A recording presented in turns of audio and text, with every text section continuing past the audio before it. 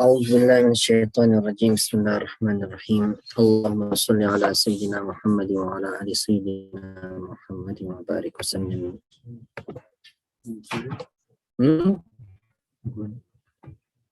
Did we record it?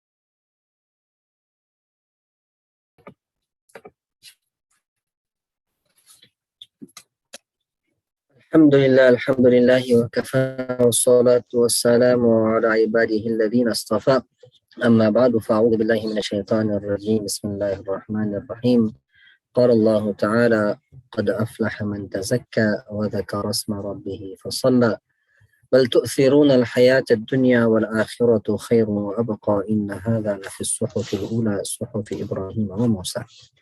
Bismillahirrahmanirrahim. Today's lesson is regards to some of the questions that have been asked and a continuation from last week, where the students of Maulana Shafii Thanwi Rahmatullah Alayhi are acquaintances of those people who are salikin, who are traveling the path and who are walking the path towards making their relationship perfect with Allah subhanahu wa ta'ala and purifying their hearts. In the process of that, those things that they might have experienced, those things that they might have felt, they are sharing those experiences with their teacher. And in sharing those experiences, they're actually attaining guidance from him at the same time. So, which brings us to our first question. The first question is in regards to nisbat. Nisbat just means connection. Nisbat means connection. Nisbat ma'allah, connection with Allah subhanahu wa ta'ala. But this is a special type of connection that is being referred to here. So the question asks, the person who's asking the question, he asked this. It goes, generally, a believer, a person who doesn't busy himself in cleaning, purifying his heart and purifying his nafs. But we find that there are still people that are not connected with the line of tazkiyah, but we find them to be of great morals, and we find them to be very high in their ranking, in their connection, in their nisbat ma'allah, in their connection with Allah subhanahu wa ta'ala. Like Shaykh Abdul Mateen Sahib, his entire life, he had a great connection with Allah subhanahu wa ta'ala.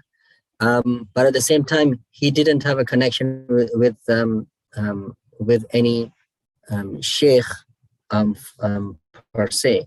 But last couple of years, he did get ijazat in the Naqshbandi Silsila also. But he didn't have connection per se in his lifetime with a sheikh. So the question is something similar to that. He's saying that, he goes, I see them that they're not connected in this line, but they seem to have a connection with Allah. So do they get nisbat with Allah or not? Because sometimes we look at them in their mannerisms, in their sincerity, in their action, they're absolutely brilliant. And when you look at their iman and their taqwa, it's they seem to be quite perfect in all aspects. So the answer is given, and this is important. This is the answer that is given. It says, he goes, not just that, he goes, the Sheikh answers now, it's sometimes these people are even better than those people who are treading a salikin. These people are better than even the salikin, who busy themselves in purifying their nafs and who make these efforts and who go through these exercises, and they go through it and they for years and years on end. There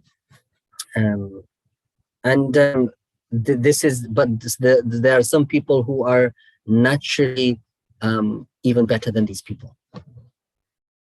But he goes, there are people who make so much effort in this years on end, but they still remain incomplete. He goes, but there's a difference. But now Sheikh is highlighting the difference.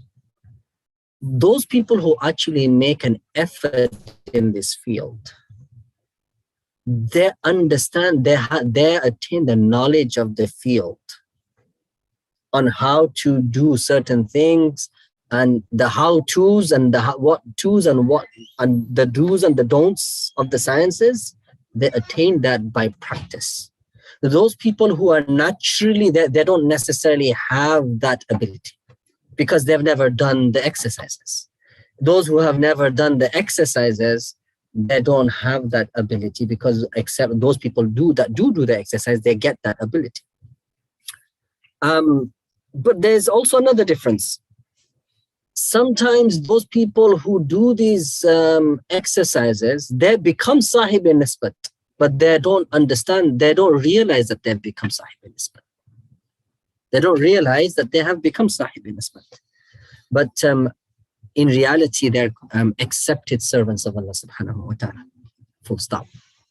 Did we understand the question and did you understand the answer? Somewhat. Yes. I didn't understand the part about, so someone who's a sadiq can still become sahib of nisbat. That means they also get the connection that person who didn't. So there's a person. I'm going to give you an example of an alim, because you know, and Sheikh Abdul Mateen Sahib is the best example that I can provide, because he's right before your eyes. Sheikh Abdul Mateen Sahib was Sheikh al-Hadith. He had great knowledge, great everything, but he wasn't connected to the line of tazkiyah in the beginning. That doesn't mean that he himself was not not making an effort to purify himself. Through his efforts in hadith, through his efforts in tafsir, through his efforts, everything he was learning, he was implementing it upon himself too. So slowly, the people get a connection with Allah subhanahu wa ta'ala, and you can feel that this person is connected to Allah subhanahu wa ta'ala. Now, the question is asking that how come that we find sometimes certain people that, you know, and so firstly, is that possible that they become sahibul nisbat? So the answer was yes, they can become sahibul nisbat, meaning they can attain a connection with Allah, and sometimes they even surpass those who have been working years and years in this effort, and who are still yet deficient. And I'll explain it with another example. Now, which of you here does weightlifting? None of you. Oh, one person, two people, three people. Mr. You lift food? Okay. Alhamdulillah. All right. So now, have you ever met a person? Naturally, he's just strong. Naturally, he's strong. But he doesn't do any weights. But he's naturally super strong. Abdul Jabbar. I don't know. I hear Abdul Jabbar does I don't know. Allahu Alam. Brother Isa. No, but I'm asking you, like, you meet people like that, right? You meet people. All right. So just shelve that question for now, but just keep that example in your mind. Now, you find some people who are just naturally super healthy. super, super healthy. MashaAllah, MashaAllah. And there are some, right, who are not so healthy. They just but they're continuing in life. But they always get the cold. They're always they're the first ones to catch a fever. If somebody else is sick, that dare go around them. They'll, the immune system is not as strong as the other person. They struggle through the fevers and the flus, but they continue. But there's just two people with two different physical health. You've seen them, right? So now the one who's weaker, right? Even if a person is weak in strength, physical strength, and the person who's weak, his immune system is weak. Now he makes an effort to try and increase his immune system, and the other guy makes his effort and he starts lifting weights. But this guy who's naturally strong and a person who's naturally healthy, sometimes they still can't surpass them. Correct or not? Yes or no? All right. So you understand that example, right? All right. Let's go to the spirituality. Some people are naturally spiritually, temperamentally, they're internally, they're just very good man. They're very good mannered. They're good-hearted. They have good hearts. They have always been good people. They've always been kind, etc., etc., etc. That doesn't mean they don't have their faults, right? But then there's another person who's on the other end of the spectrum, who's not naturally kind, who's not naturally good, well mannered, who's not. So the effort that the two have to make, if they both are making effort in the field of tasawwuf, in the field of tazkiyah, if both of them are making effort, obviously the one who is already on a certain stage is going to excel, right, in certain ways. And a person who's still got a lot to learn, he's still going to continue learning. He's still got to climb the ladder. Eventually he will climb the ladder, right? But it just takes time. So you see the difference? Some people are just naturally created like that by Allah subhanahu wa ta'ala. That doesn't mean they don't have faults. They just don't need to make that much of an effort to become good human beings. Some people need to make more effort to become a good human being. Do you get it now? So, yes. Give the example of Maulana Hakim. Yes. But, it's an average Joe. Cannot compare that because the academic education. Maulana's academic education and his background, obviously. Somebody is really, then he has to go through this. Yes, he does. Because average people are not average. True. They do not know how to listen. True. So the other comment and that another elaboration to this is, I give the example of Sheikh Abdul Mateen, but obviously Sheikh Abdul Mateen was a person who was a great scholar who used to act upon his knowledge that he learned. And maybe that example, somebody might be thinking, okay, I'll do the same. Not everybody can do that. The easier path is to take a guide and walk with the guide and let the guide guide you, right? All right. And these the Urdu script in this, the translations of this is in itself. So question number 2.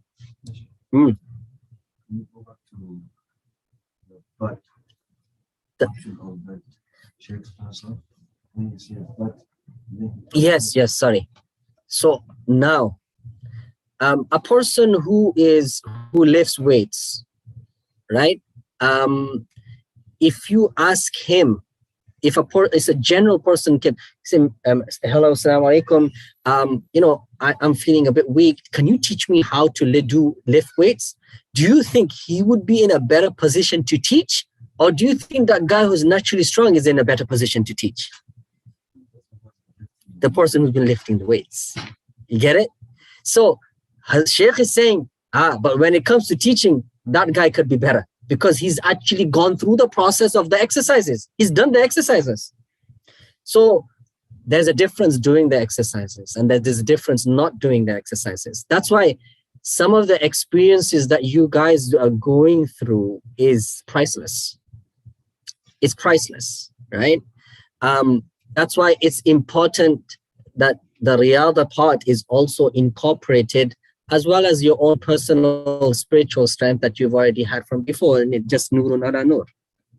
You get it now? Is that good? No. All right. Number 2. What is the how would you recognize if somebody has a nisbat or not? How would you recognize if somebody has nisbat ma'allah or not? Answer. The answer is, I'm going to tell you the answer as the Sheikh describes it. If you have any questions, you can ask. A person can recognize somebody who's a nisbat by a'mal and ahwal. A'mal is his action. Ahwal is states. But to recognize somebody's ahwal, there is a bit of kashf is needed. A bit of kashf is needed. And that a person empty himself from all thoughts and he focuses himself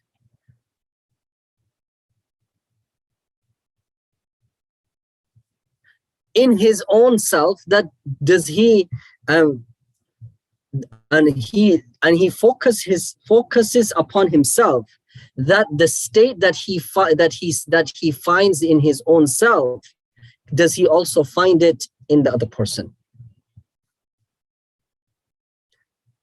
وَفِيهِ نَظْرٌ.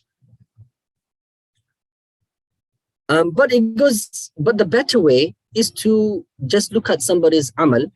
Is it according to Sharia or not? Does he have the ability? Does he follow the rules and regulations of Quran and Sunnah? The Prophet sallallahu alaihi wasallam.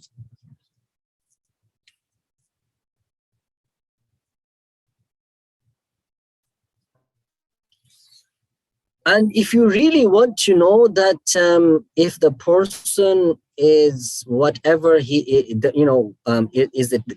the guide have the ability to teach, or he has some ability in regards to the sciences, then if his companionship is effective, then you will understand your guide. You will understand the teacher. Like, for example, how is a good Quran teacher recognized, Kazim? Someone who knows the tajweed. Right, somebody who knows there are many criterions, right? Now, how will you know the effect of his teaching abilities? By his students. You will judge it by his students, right? The level of his students will determine the level of the teacher. So technically, the student is perceiving something in himself that he didn't have before, and obviously that is a reflection of his teacher who taught him the sciences. So a person can look in himself, and the changes that he sees in himself from what he was could be a reflection of his guides, of his teacher. Did you get it now? That's what he means by that little kashf part. But that kashf part, that is also, even though Hazrat mentions it as kashf, but it's also apparent in all of the sciences in the world. It could be implemented in all of the sciences. Really, if a person's good at something, you will look at, okay, who did he learn his art from? That means whoever he learned his art from must know the sciences, must know the art well. You get it now? So that's the question. Any questions on the question and on the answer? Clear? Yes. These, by the way, just to these question and answers, they're golden, but only if you truly understand them. And it's very important that you thoroughly understand them. Yes. This is like a cause and effect. Yes. So this is like everything being equal, right? Because in reality, you can have a pool of students. Teacher is probably most excellent, transmitting that knowledge. Then the way that this knowledge is reflected in each of the students is different. Yes. And if you were to pick a student in random, to use it as judgment or yardstick to see whether it's an effective teacher or not, you should pick the somebody like me. Yeah, I mean, actually, this is relative to each student.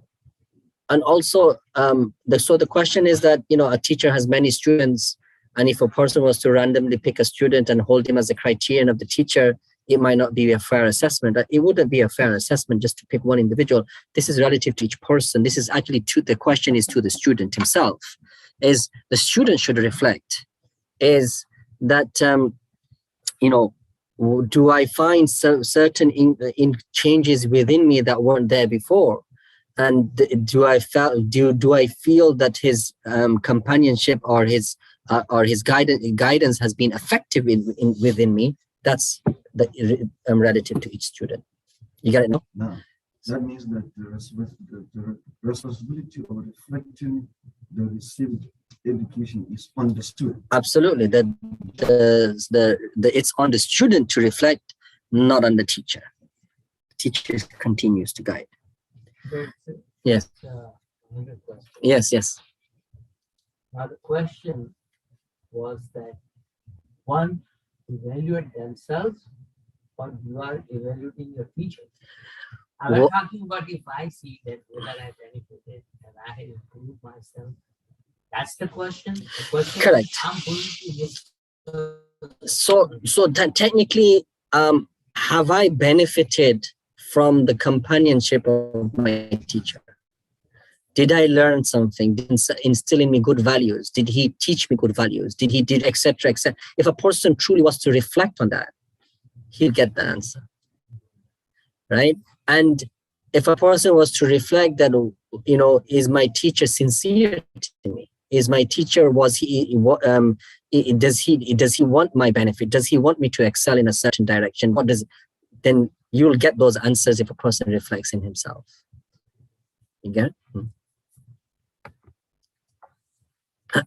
When it comes to reward from the previous example, which one of the two persons would get more reward? The one that is naturally inclined to worshipping Allah, or the one who had to make more effort? That's the reward will be with Allah subhanahu wa ta'ala. But remember, the one who has to make more effort is obviously he's had to make more physical effort, and because of the more physical effort, he will be rewarded for the physical effort that he needed to do. But that doesn't mean to say that he just because a person, like for example, so a person is physically super weak and there's a guy who's super strong. It doesn't matter, you know, how much, you know, if he starts lifting weights and he doesn't, you know, take any of the supplements, he will become strong.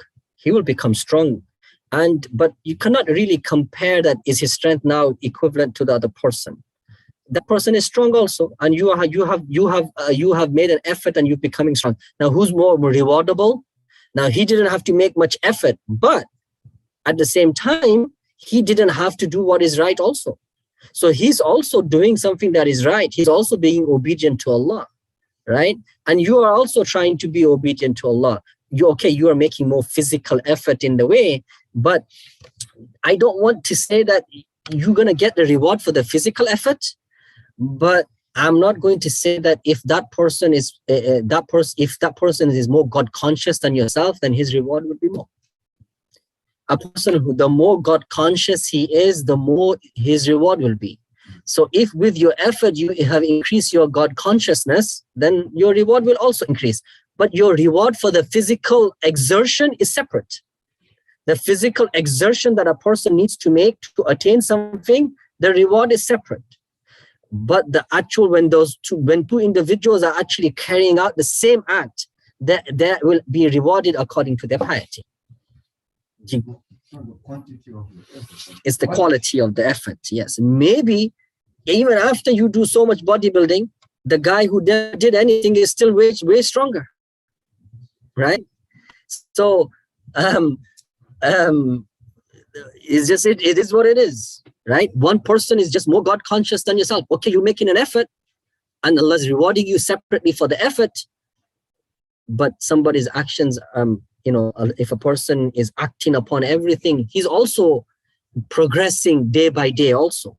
You're not the only person that's progressing. He's also progressing day by day. All right. So that led to a completely different question, but Jazakallah khair for the question, which leads to another question. Yes, clarification on the struggle. I heard that given the example of someone who reads the Quran, someone who reads really well, and someone really struggles.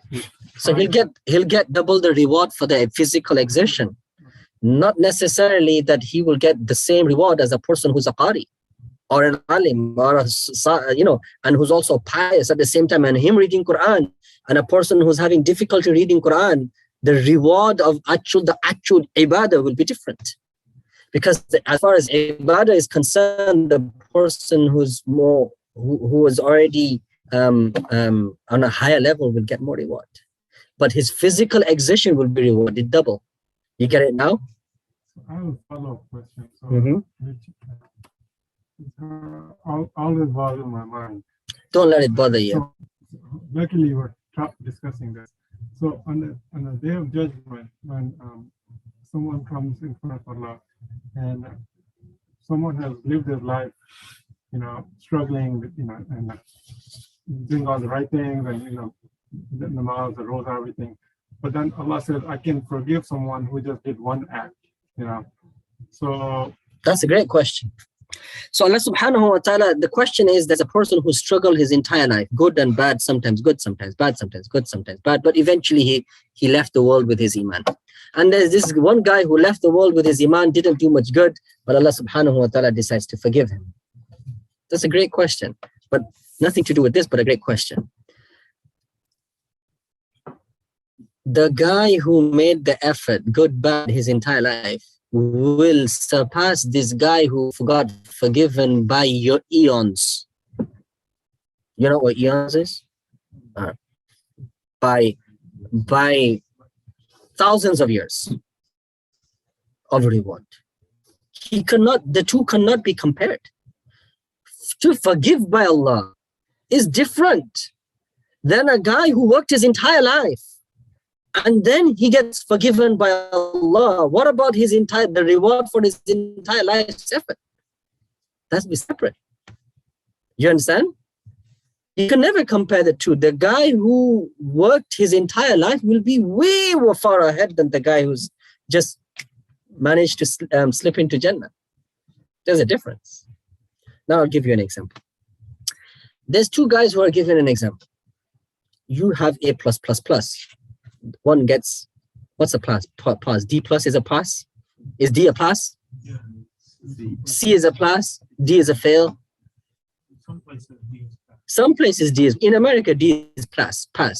In England, C is a fail. So, I'm just joking with you, Abdurrahman. Abdurrahman goes, I'm joking with you, man. C plus, let's go with so let's say, if you got C plus, they both passed the exam. Is there a difference between the two? Yes? Yeah. All right. When it comes time for the university to reward those people who have passed, do you think the guy who passed with A++ and the guy who passed with C+ will get the same reward? No. It doesn't work like even in the dunya. You get it? There you go. You get it now? All right. Not quite. So they both passed. But one with flying colors, one just managed to slip through the door before it closed. There's a difference between the two. Allah subhanahu wa ta'ala, like let me give you an example. The last person to go to Jannah is a man who will get 10 times equivalent this dunya. 10 times! He's got a universe to himself. And it doesn't mention that dunya is just the earth, or dunya is the universe. So he gets 10 times equivalent to this dunya. That's the last person to go to Jannah. But then what about that guy who struggled his entire life and he toiled and he worked and he made an effort? he slipped and he got up again and he continued. And, the thunderstorms kept coming and the turbulence kept coming and the tornadoes kept coming and he just kept walking and walking and walking and he pushed through life. He eventually got there, right? And this guy didn't make any effort and he got there. And one guy made a lot of effort and he got there. There's a huge difference between the two in reward, in the daraja. If that guy gets 10 times the world, what will you get? MashaAllah. Allah subhanahu wa ta'ala increase your ranks in Jannah, inshallah. And increase our ranks in Jannah. You got it now? Is it crystal clear? I want to make sure it's crystal clear so that, because remember, you said that this always bothers you, but hopefully that bothering is now over. Follow, but I don't want. You can ask the follow-up also. The goal is just to get to Jannah, and there's no jealousy. The goal is not to get to Jannah, just the goal is the pleasure of Allah. The goal. A businessman, he will trade in Jannah. The goal, the golden goblet, like the highest achievement is to getting too close to Allah subhanahu wa ta'ala. That is the goal. Now, how much effort each person makes in it. The guy who made no effort, he still get to Jannah, that's fine. But the guy who actually made an effort to get close to him, who got up in the Fajr morning, like sometimes in winter, when I come here on a Monday morning Fajr prayer and I see all these people behind me, I honestly make lots of dua for them, that Ya Allah, that they have left their homes and they have come presented themselves before you. Allah subhanahu wa ta'ala forgive them. And that only a person who has some inclination towards Allah will do that. Why would somebody in the cold, nice warm bed, why would he want to get out? Or why would he want to get out of his nice warm little house? Understand? You get it now? Is it crystal clear? Alhamdulillah. As long as it's crystal, it's good. Khair.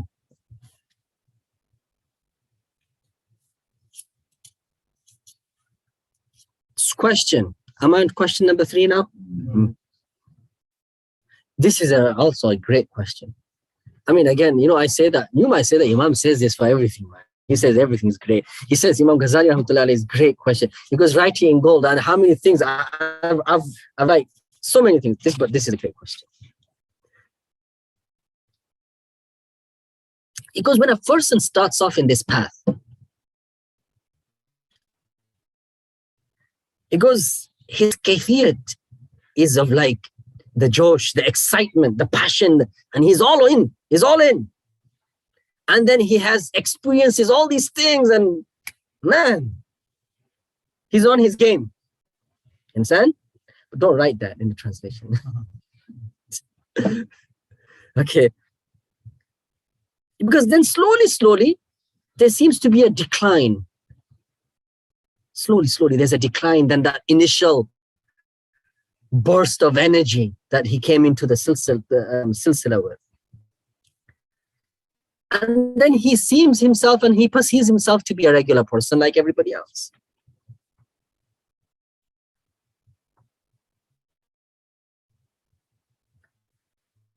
Because what is this, is this the saying of, now the questioner seems to be some person knowledgeable. He's saying, is it like the saying of our sheikhs and our akabir, our elders, that the ending of suluk is like the beginning? The nihayat is like the beginning. Answer. It goes, what happens when a person's initially, when he enters into, when something new he experiences, his excitement, his passion for that increases and he makes an effort for it. But slowly, these things become a habit. And because they become a habit, they become the excitement and the passion that he initially started with. He doesn't feel that excitement and passion. And he feels that he isn't really progressing because he doesn't feel the excitement and the passion. But that's not true. his progress is continuous. His excitement, that his initial excitement is no longer there, but his progress is still continuous. You get it now? This is important. Because it's now become a habit. Because certain things have now become in your habit. It's your habit to do certain things. It's your habit to pray salat. It's your habit to do this. It's your habit. So a person initially, when he starts praying, he gets that excitement and the passion that he's now being obedient to Allah. Then it slowly dies down, and he thinks himself to be just a commoner again in the sight of Allah. As long as he continues making the effort, his progress will continue. Any questions? Clear? Yes, brother. Sir. So when you say to me, can you explain a bit more? I'm just going to do the whole translation again. I'll shed more light. Open the lights, guys.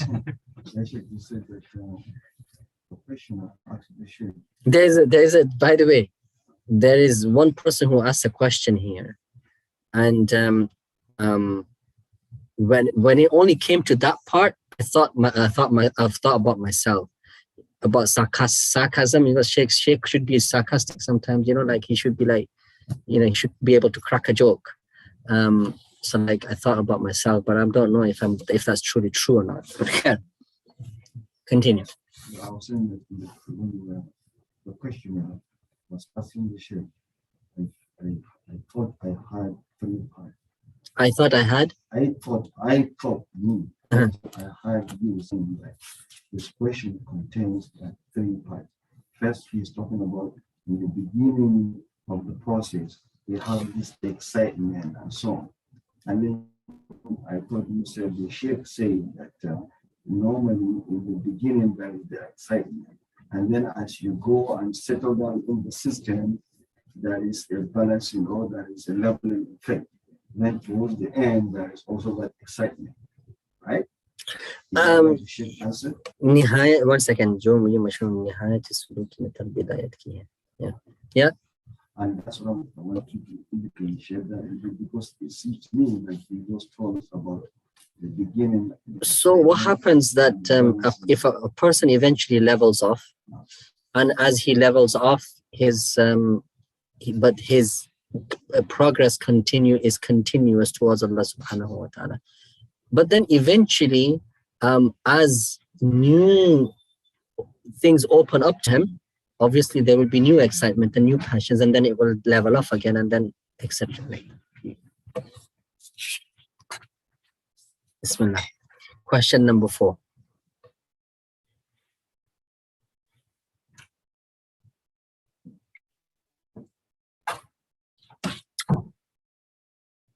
The question is to ask what is the difference between nisbat and rada?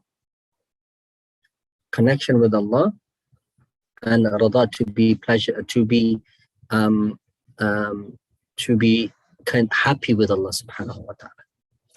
It's 2 questions, don't get them mixed up. So the question that he asked the question in this way.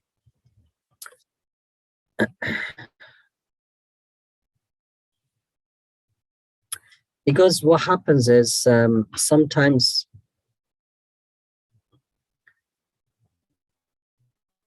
that the awamir, those commands of Sharia, become permeated into the salih in such a way that he becomes an embodiment of obedience before Allah subhanahu wa ta'ala. And to follow the Sharia becomes natural for him. And he's able to act upon the dictates of Sharia with not much difficulty. But because it seems that if a person is pleased with Allah subhanahu wa ta'ala, it seems that nisbat, connection, a person who has connection with Allah, and rada, on a person who's has rada with Allah subhanahu wa ta'ala, who's pleased with Allah, they seem to be the same. The kayfiyat seems to be the same. Because a person who's pleased with Allah, he will also not feel anything bad or any difficulty in his heart to follow the commands of Allah subhanahu wa ta'ala. So what's the difference between the two states? That's the question. Did you understand the question? You all understand the question? All right. Answer. It goes in the first situation is those commands of Allah subhanahu wa ta'ala that are within one's own field of action. For example, salat, zakat, hajj. He doesn't feel any burden in incorporating these acts into his life. He doesn't feel a burden praying salat. He doesn't feel a burden giving zakat. So he's able to do them without much difficulty, and that is proof of nisbat. Got it? So far, so good? The second is that those matters that are not in your control, for example, poverty, for example, trials and tribulations, they're not in your control. A person can be tested anytime. Now, when he's tested with certain different states in his life and situations in his life, and when he's content on them, that's the rada. Do you get it now? There's a difference between nisbat and there's a difference between rada, and this is how Shaykh explains it. And when he has no complaint on his forehead, when he doesn't have any complaint and his forehead doesn't crease, you know what that means? The forehead doesn't crease. What does it mean? The forehead doesn't crease. Do you know that idiom, Ismail? Yeah, I've actually read this in the Arabic language like that too. When the forehead doesn't crease, it's in the Arabic language like that. Where in certain ahadith is explained like that, that the effects of displeasure were not present on his face. And so what are the effects of displeasure? It goes when the forehead creases. Huh? Huh? It doesn't bother him. It doesn't bother him. It doesn't bother him. You see, your forehead just increased. Are you okay, brother? Is those natural? You can get these steam irons now, they work well. In Botox. Yes, Isa. You balance the teachings that Brother Isa's on a roll today. I mean, did he just wake up and after all this, after Imam Ghazali Rahmatullah, his book, he woke up again or what?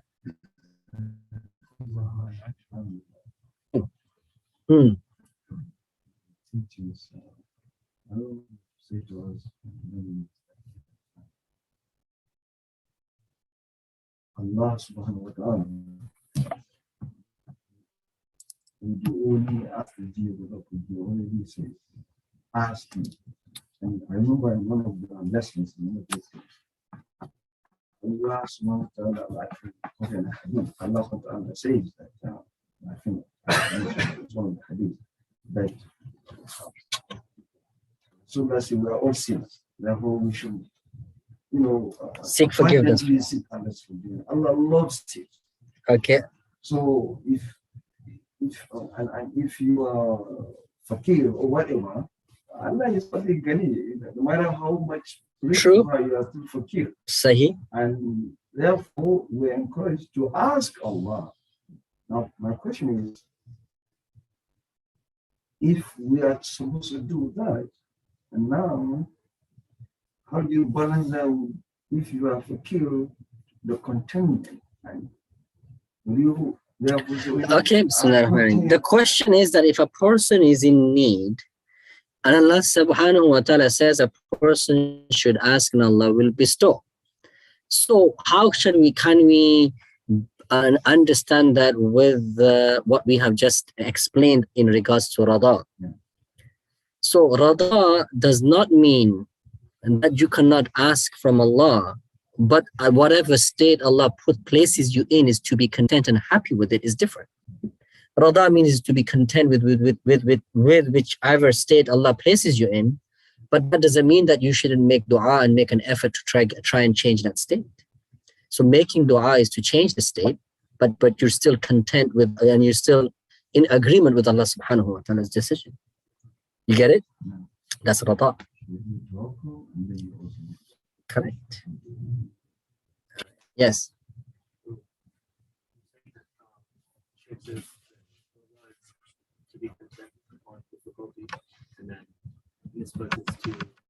He explains his umuru ghayru ikhtiyarin, and those matters that are not in your power, that and to be content with those decisions of Allah, that's rada. Those things that is within your power that you do, that is proof of nisbat ma Allah. So those would be considered like sabr, right? Sabr? Yeah. Yes. Patience, Yes. because consistency is patience, and then also to be patient upon difficulty is patience. But is it can a person just have rada and not have nisbat because they're not that good with their consistency of worship? Or So a person can have rada and not have nisbat. I mean, yeah, but his rada will also be incomplete, deficient. It'll be very, very super deficient. It will be either he's fooled by his own rada. It will be very minute. He might be fooled into this deception that I am content with whatever Allah decides in my favor. But I don't really have to pray anything. I don't really have to give zakat. I don't really have to do hajj. But I'm happy with Allah. You know, Allah being my Allah, I'm happy with Allah. That's deception. the other way around, somebody worships Allah, but they're always complaining. So on the other way around, you have to speak out loud because of people at home. So on the other way around, when somebody is worshipping Allah and he's always complaining, is lack of rada. So what happens is that lack of rada, it really is nurtured within you and instilled within you by your guide. Really, he eventually instills these qualities inside of his students, that you need to be content, you need to be this, that you need to be, and he instills these qualities over time.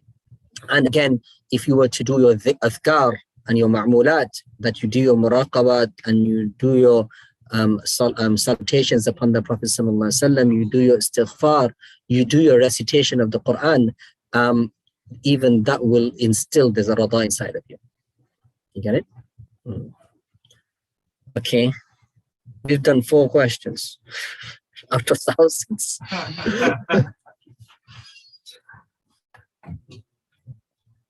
There is the sharah of this book. And sharah. So if this book is in the thousands of pages, I wonder how much the sharah would be. The next question, I'm sure you might not be interested in it, is the effect of teachers and tawajjuh. But inshallah, we can do it next time if you like. Huh? You want it now? All right. Question number 5 of today's session. The effect of the focus on the attention of the teacher. The focus on the attention of the teacher's effects, and after this, inshallah, we'll call it. There's a small another question here too. Because sometimes we read in books and in the biographies of great men that such a teacher and such a sheikh, he looked at his student and this happened to him, and he made him into a wali, and he made him into the servant of Allah, and he gave him the connection of Allah, and that student spent just moments in the company of the sheikh, or you know, that's his question. What is the meaning of that? Did the teacher actually instill within him all the necessary qualities needed for him to be given that type of a gift? What happened? Oh, was it just like the teacher in a moment of happiness suddenly in one shot took him from a person being from where he was and he made him complete? Answer.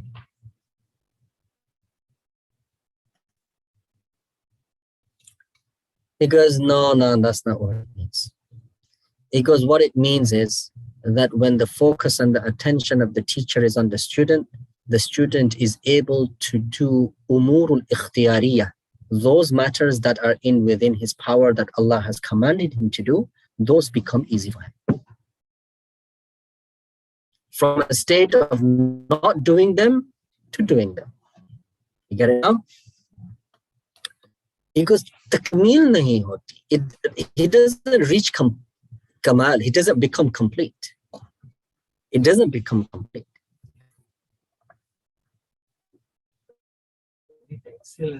Yes. So his acceleration towards from disobedience into obedience is done. But that doesn't mean that he's just suddenly become complete. Because takmeel, he will only reach completion as he himself walks, does the a'mal, does what is needed. And then he will eventually reach completion. This is what it means that in one focus of the teacher or in one sitting with the teacher, the student's life was changed. And he changed his entire life's focus from this. That means the umur that were ikhtiyari, he started doing them. He started praying salat, he started giving zakat, he started doing hajj, etc. Those things that were in his power to do, he started doing them. But it goes, note. First of all, these cases are rare. Secondly, the person has to have certain ability within him to initially benefit from that type of attention from the teacher anyway. He himself has to have some kind of qualities within him, ability inside of him to benefit from that kind of attention. Otherwise, the person's giving attention will have no effect. Will not have its full effect. And also, because remember, these type of events could have happened due to the dua of certain friend of Allah subhanahu wa ta'ala, or person who's close to Allah subhanahu wa ta'ala. But because remember, as default, until a person doesn't make some kind of an effort, you will not feel some kind of a change. And those people who wish that, we're going to wait for the attention of the teacher, because you can continue waiting. Those people who want to wait for the attention of the teacher, you can continue waiting, and you will not find that it will not be of any avail to you. It will not be of any benefit to you. Because, and this is very important, the sheikh does not have, the teacher, the guide does not have these abilities, and these are from Allah subhanahu wa ta'ala at certain moments that Allah gives a certain acceptance of du'as and supplication, and the sheikh the teacher gives you du'a, and the du'a was accepted, Allah changed your life. It's different. And it goes, there's a time and place for everything. And for this, there is also the time and place has to be right for these things to happen. And this is not a normal occurrence. A person shouldn't place his faith upon that type of event that is going to take place with them. MashaAllah. Any questions now?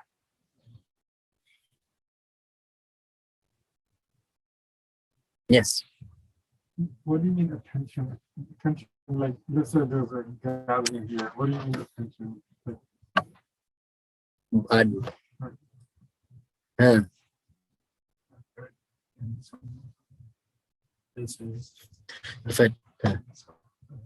Sorry.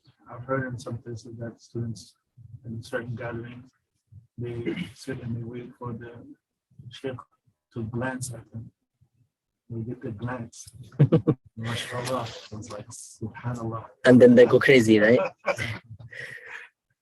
Look, I'm not saying that the teacher's attention and the teacher to look towards the student is not going to be of benefit. I always want my students, like even in my class, I want them to look at me when I'm teaching them, right? But because it's also, when the student is looking at the teacher, it also shows the attention of the student towards the teacher, and that way he benefits more. This sheikh is highlighting a misconception. The misconception of the people of tasawwuf and the people of tazkiyah, that somebody might feel that one tawajjuh of the one attention of the sheikh, and I'm just waiting for my sheikh's one attention, and boom, and he doesn't want to make any effort.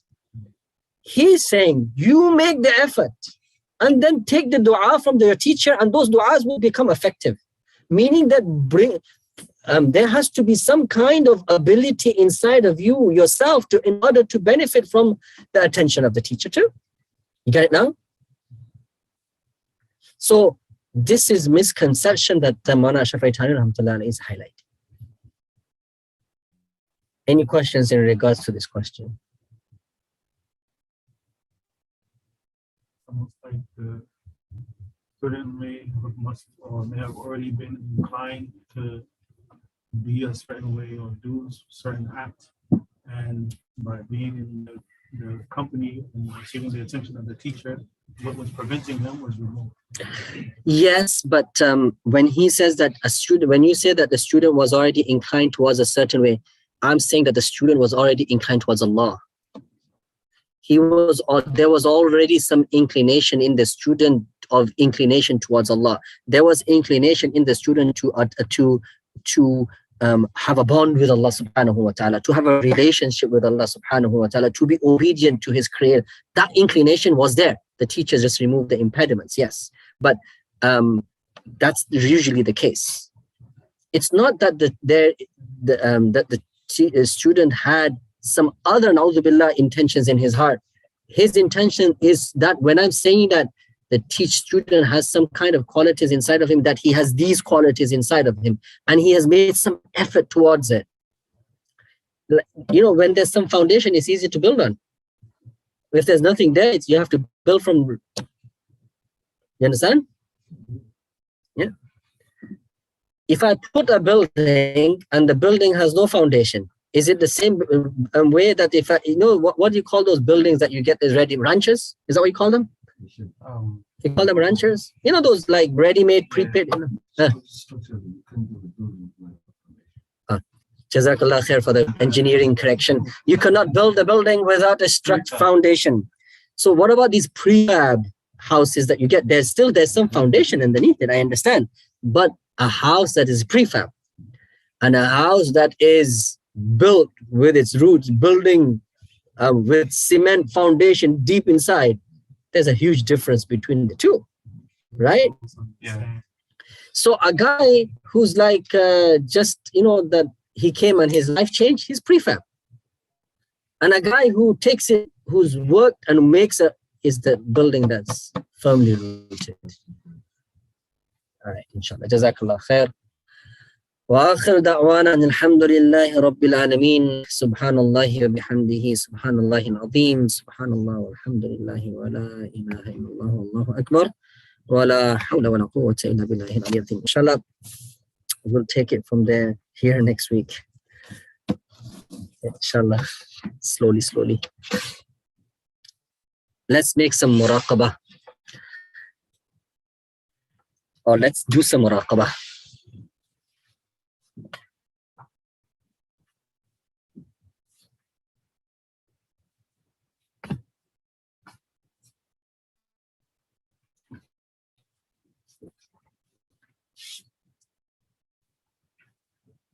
Focus the mind towards your heart, the heart towards Allah.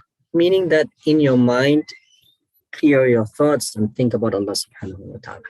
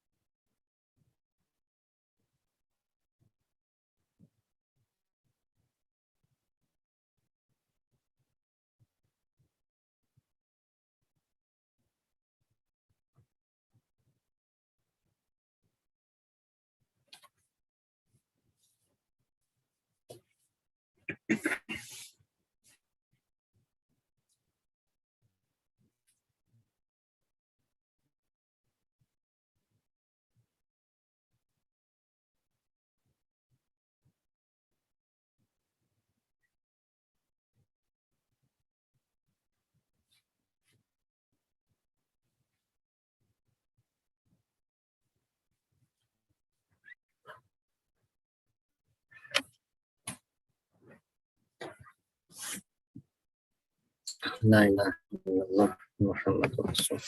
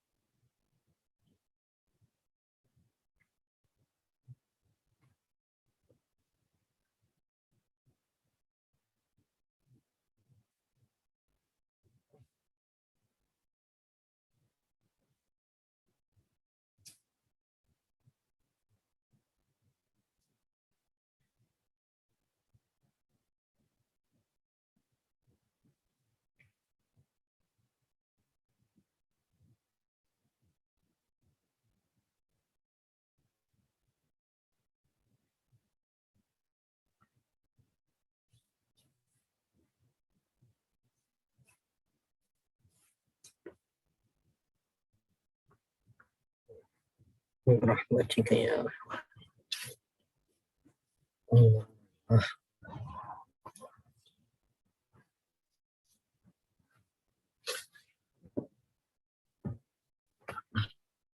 جزاك الله خير وآخر دعوانا الحمد لله.